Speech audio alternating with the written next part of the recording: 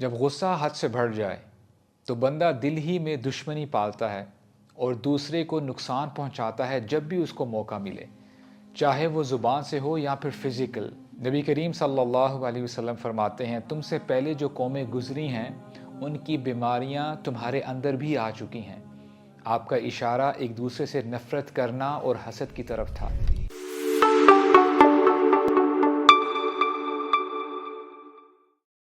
अनस बिन मालिक कहते हैं कि एक दफ़ा हम बैठे थे और रसूलुल्लाह सल्लल्लाहु अलैहि वसल्लम ने फरमाया, तुम्हारी तरफ एक जन्नती शख्स आ रहा है। तो हमने देखा एक अंसारी सहाबी मस्जिद में दाखिल हुए। दूसरे दिन भी रसूलुल्लाह ने यही कहा और वही सहाबी मस्जिद में दाखिल हुए। तीसरे दिन भी ऐसा ही हुआ। तो अब्दुल्ला बिन अमर रज़ी अल्लाह अन्हु कहते हैं कि मैं देखना चाहता था वो कौन सा अमल है जिसकी वजह से रसूलुल्लाह ने 3 दफ़ा जन्नत की बशारत दी।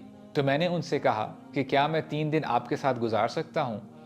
और सहाबी ने इजाज़त दे दी। मैंने देखा रात को वो नॉर्मल रूटीन में सोते थे, ना कोई लंबा क़ियाम या कोई और ख़ास अमल।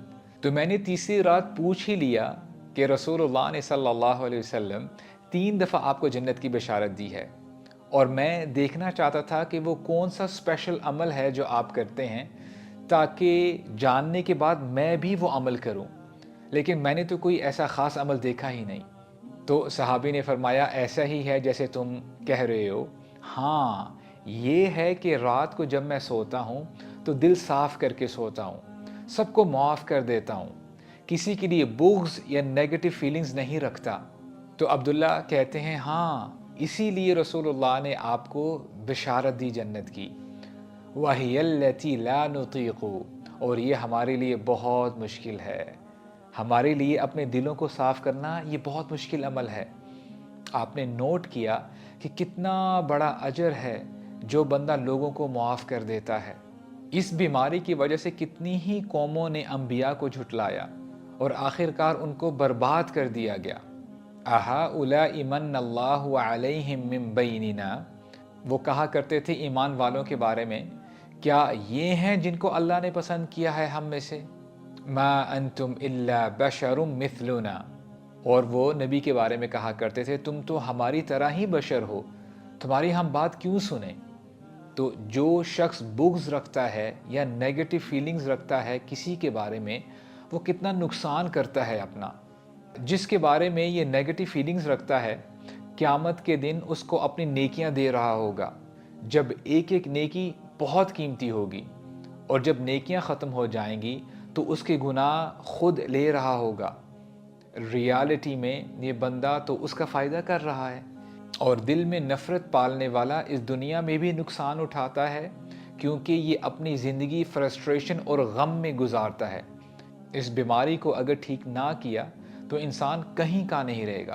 तो ऐसे समझें कि आप किसी से नफ़रत करते हैं, आपने उसकी तरफ पत्थर फेंका, वो पत्थर बाउंस हो के आप ही को आके लगा, जिससे आपको तकलीफ़ हुई। आपने सेकंड टाइम ज़ोर से पत्थर मारा, वो भी बाउंस हो के आपकी आँख पर लगा, जिससे आँख ख़राब हो गई, जिससे आपको और गुस्सा आ जाता है। फिर थर्ड टाइम आपने और ज़ोर से पत्थर मारा, जो वापस आके आपके सर पर लग गया, जिससे आप शदीद ज़ख्मी हो गए। और इस पूरे प्रोसेस में शैतान आपको देखकर हंसता रहा। इब्लीस ने एक दफ़ा नूह अलैहिस्सलाम से कहा कि बुग़्ज़ और एक दूसरे से नफ़रत करने से बचो, क्योंकि आज मेरी ये हालत उसी की वजह से है। नबी करीम सल्लल्लाहु अलैहि वसल्लम फरमाते हैं, जो शख्स मुआफ़ कर देता है अल्लाह ताला उसकी इज़्ज़त बढ़ा देते हैं, और जो शख्स अल्लाह के लिए तवाज़ु इख्तियार करता है, अपने आप को झुका देता है, अल्लाह उसे बुलंद मर्तबे अता फरमा देते हैं।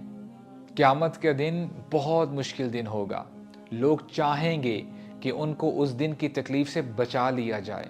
उस दिन एक पुकारने वाला पुकारेगा, जिसको अल्लाह की तरफ से अजर मिल चुका है, वो खड़ा हो जाए। तो कोई खड़ा नहीं होगा सिवाय उन लोगों के जिन पर दुनिया में जुल्म किया गया और उन्होंने उसके बदले उस बंदे को मुआफ़ कर दिया।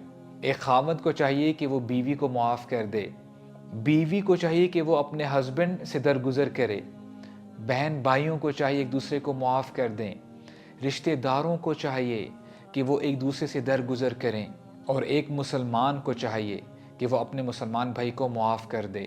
درگزر کرنا اس لیے بھی ضروری ہے کہ آپ سب سے زیادہ اللہ سے محبت کرتے ہیں اور اللہ کے رسول سے محبت کرتے ہیں، اور یہ اس لیے ضروری ہے کیونکہ آپ اللہ کا چہرہ دیکھنا چاہتے ہیں۔ اللہ تعالیٰ نے آیات نازل فرما دیں، وَلْيَعْفُوا وَلْيَصْفَحُوا أَلَا تُحِبُّونَ أَن يَغْفِرَ اللَّهُ لَكُمْ۔ ابو بکر صدیق، ان کی جو بیٹی ہیں عائشہ رضی اللہ عنہ، ان پر تہمت لگائی گئی، اور ابو بکر صدیق نے کہا کہ اب میں اپنے رشتہ داروں کو سپورٹ نہیں کروں گا، ان کو فائنینشیل ایڈ نہیں دوں گا۔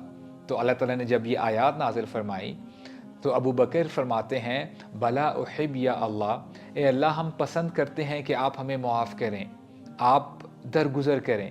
تو آج سے نہیں بلکہ ابھی سے ہم عزم کریں کہ جس کسی سے بھی ہماری انبن ہے ان کو اللہ کے لیے معاف کریں، فون اٹھائیں، کال کریں، میسیجز سینڈ کریں، اور پہل کریں اس نیکی کے کام میں، اور لوگوں سے درگزر کریں۔